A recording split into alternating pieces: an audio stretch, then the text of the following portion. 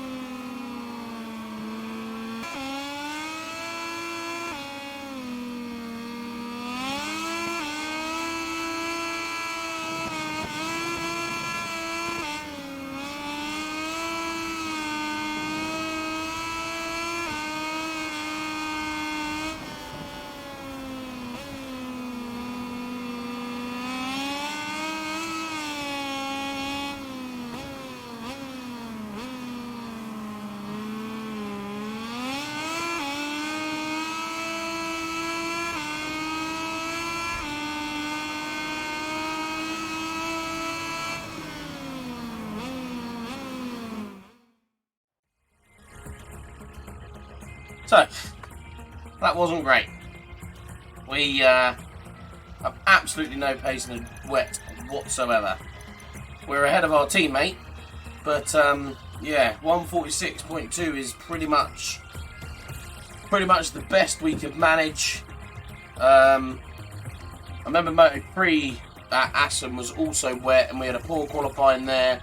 We managed to pick up a couple of places, so we're going to have to hope we can do the same here. I just don't know how well we're going to fare, if I'm honest. Race fans, we're here in Assen. It's a wet track, so it's dry in, but yeah, we'll just have to do. It's going to be a bit damage limitation for us. We're 19 points in front of the championship, so we'll have to. Yeah, we're going to have to bear with it, I think. We might drop some points in this. I think Marco Bezzecchi might have qualified just in front of us, so he's not miles in front or anything like that. But yeah, we could crash, I think. I've got a feeling we might crash. We might go for a heavier brake. Might cause us a bit of an issue, but yeah, I think we're just going to have to go with that, see how we get on. Let's hope we can pull something out of the race, have a bit of a good Sunday.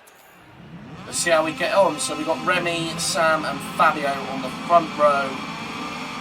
That's row 2 and 3, that's 3 and 4, sorry. We're back on row 5 in the middle with our teammate to our right-hand side. Xavier Vierge also behind us. So as a team, we obviously struggle in the wet.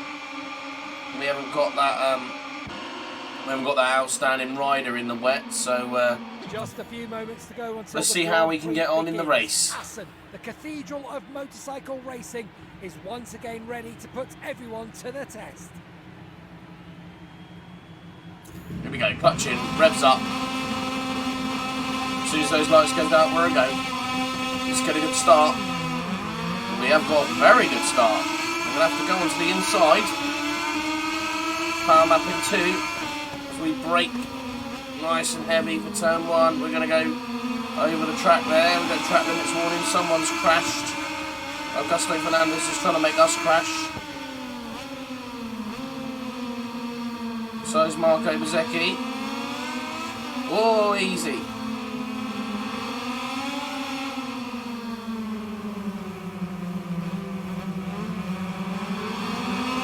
And Planet tapping our rear wear there, making it a little bit loose.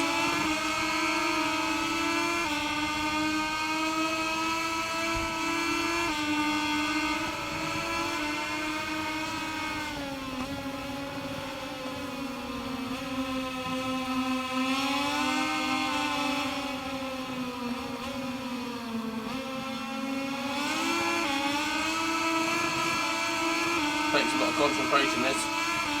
We don't like the wet, and we don't like being off track either. Made a mistake there. That's cost us.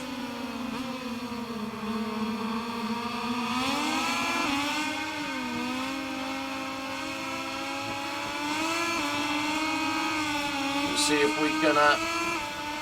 we can recover some of these places. I doubt it.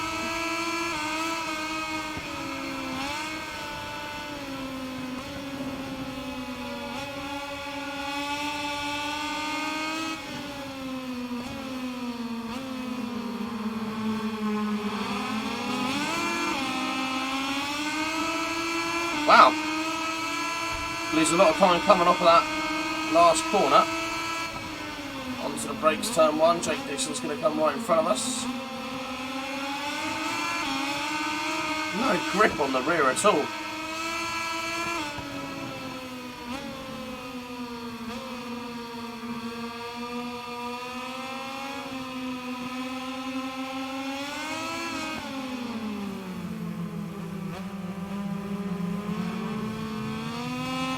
It's silly from Celestino Vietti there.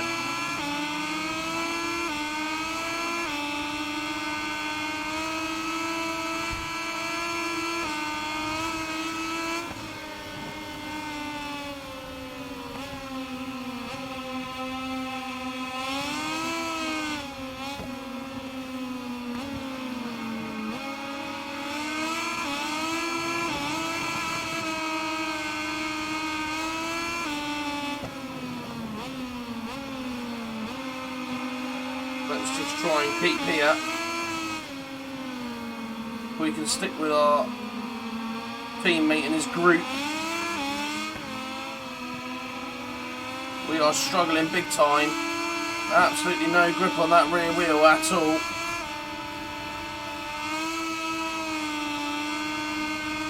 As our teammate starts to pull away. This is going to be another race to forget. We had the same in Moto3, I think it was. Pretty sure it was a wet track in Moto3 as well. We're going to have to go straight across there. Even when slightly turning there, there's just no grip on the rear wheel. Even in power mapping 2, there's still no grip.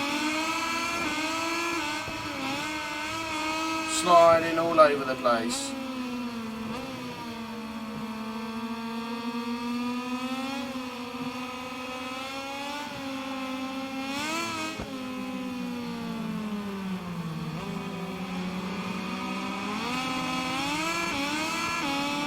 Wow, this is a fresh tyre. Feels like it's a tyre that's done 20 odd laps. Oh, that's straight over the top of the grass. And that's going to send us wide as well. See the bike up, we don't want to drop it. We're going to make a lot of mistakes in this circuit because we've just got absolutely no feeling in that bike at all. Not very confident. Don't feel very confident on braking. Don't feel very confident on accelerating either. And it just doesn't want to turn for us either, which doesn't help. We can't get on the accelerator like we would like to.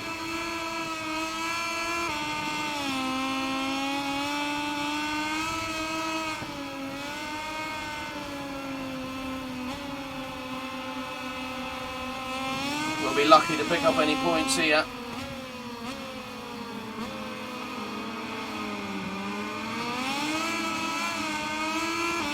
Even on accelerating, bike stood upright. As we start lap 4.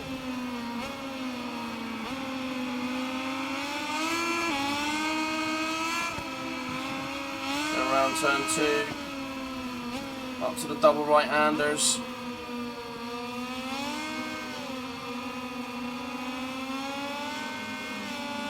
As soon as we give it a little bit of acceleration on that rear wheel, it loses all grip.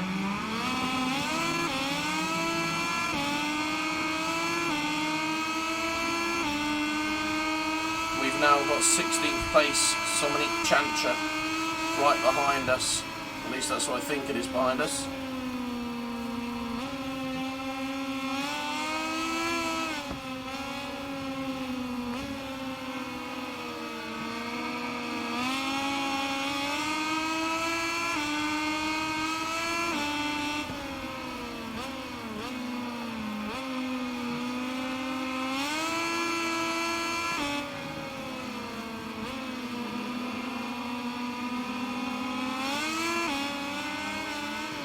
Look at that, look, see, we're not even accelerating that hard and it's just no grip.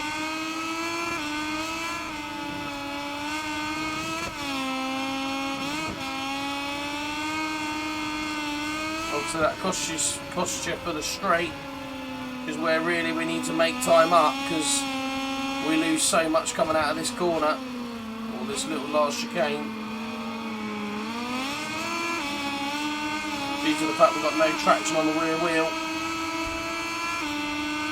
That's probably our best lap of the race though, so things are looking up. Let's hope we can keep where we are.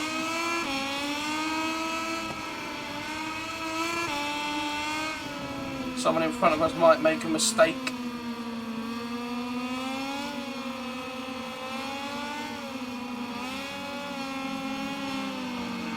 Wouldn't have said they'll make a mistake before we do.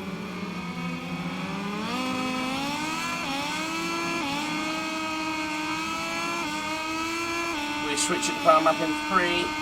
Try and get as much speed down this straight as we can. As we flick it right, a little bit of acceleration, a little bit of braking, hug the curb. Much better line through there.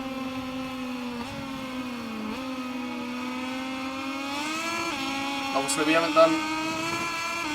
done many laps in the rain, which is a bit of a problem. Would have been nice if one of the free practice sessions was wet. We might have had a little bit more time just to try and get used to the bike.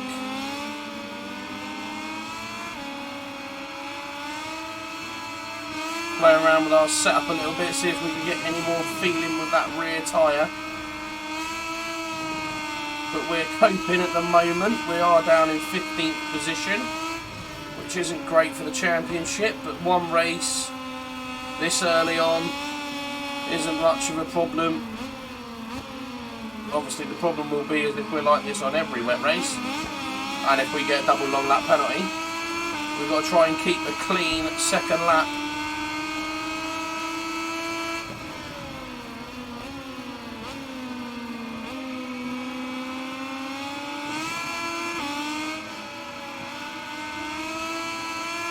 Turn 2. Keep it clean, keep it clean, keep it clean. He says as he goes wide. Easy on the accelerator. Tight left-hander here.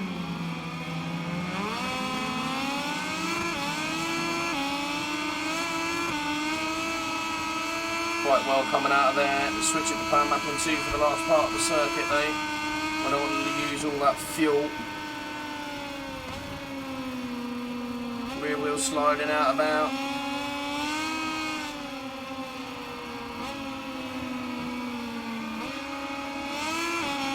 Starting to catch up a little bit on Marcos Ramirez, but I think that's asking a little bit too much for us to try and catch him. Fair play to our teammate Jake Dixon though, he's made it into the front of this little group. Almost obviously got a little bit of late race pace.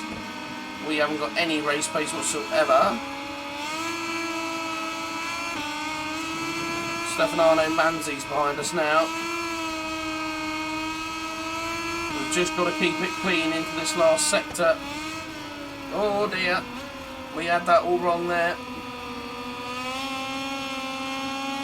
Let's get a nice clean last chicane.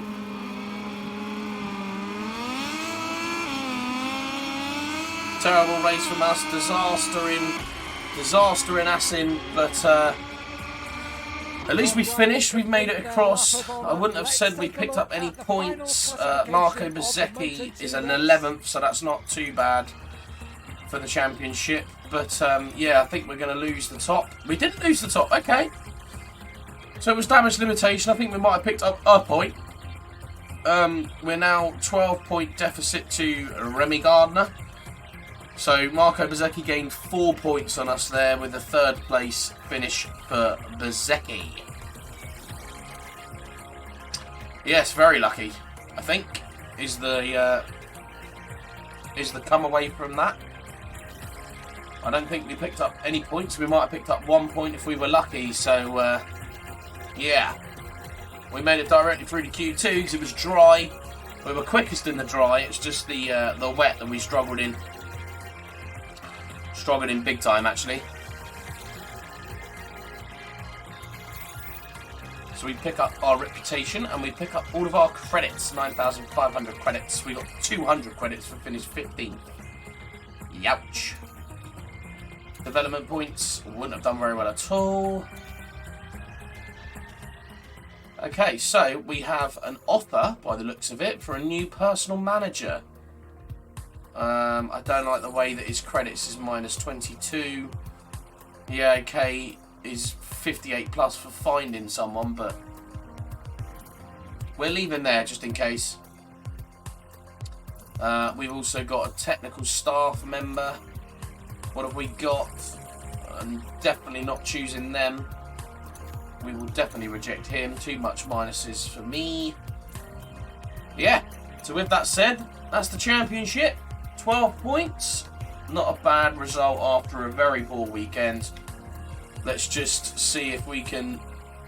did we pick up a point? I suppose it's not going to tell us here, is it? No, it's not. We were 7.6 seconds behind the leader in that race. So yes, Kimi Ring next. Let's just advance. Press the wrong button. Let's just advance there to get to the Kimi Ring. It's the start of the riders market, so we shall I attempted to just do this next race actually and then see who we see if anyone gets hold of us, see if we can get to that tech-free KTM or the factory KTM. I don't know how many reputation points you're going to need for that, but if anything, when does it shut? So the riders market ends just after Silverstone, so I think we'll do Kimi Ring. We'll see what happens after that. See if we get any more proposals. If not, we might have to just sort of we might have to settle with one of these. Don't really want to go LCR Honda. Previous games I've done LCR Honda quite a lot because obviously Cal Crutchlow was in there, and I like to have a British teammate. So the last game I went with Aprilia, so I'd probably end up going with one of the Ducatis. If we don't get another one. But yes, we shall find out in the next video. With that being said, if you like this video, everybody, please hit that thumbs up button, hit the subscribe, and don't forget the notification bell so you don't miss a video as it drops onto the channel. And I shall see you all in the next video.